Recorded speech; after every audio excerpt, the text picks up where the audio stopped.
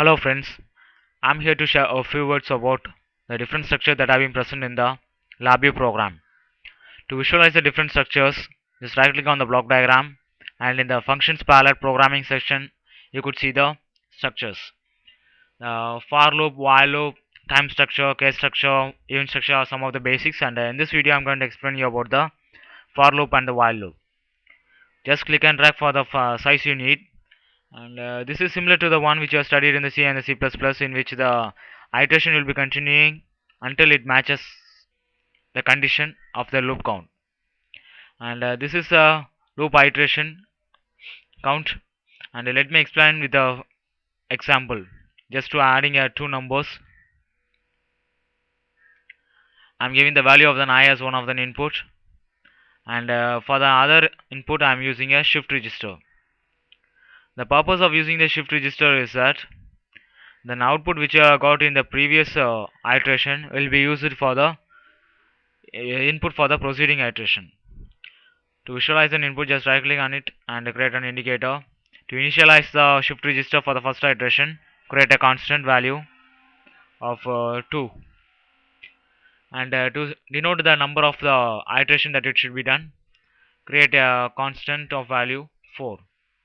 The value of the I will be from 0 to n minus 1, which is 3 in this program. So the number of the iterations will be 4, and the program executes until the value of n is met, and the total summed value will be present in the front panel. And this is all about the for loop. And when we look for the while loop, this is also similar to the one which I studied in the C and the C++, in which the loop will be executed until some condition is being satisfied, and the condition to define whether it should be executed or not is by the loop condition which is present on the right bottom.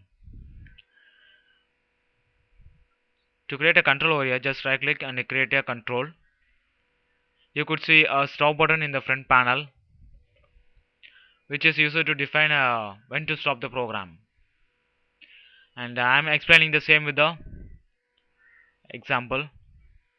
I'm making a I as one of the input, and I'm adding a shift register for the other input,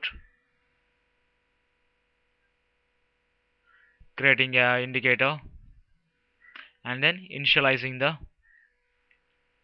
shift register. In this example, you could see that the value of the iteration will be goes on increasing until the stop button is being pressed in the front panel. So when it is pressed, the software will be stopping the execution in the next loop, and the output will be displayed. And this is about the while loop, and I will see you with the next video. Thank you.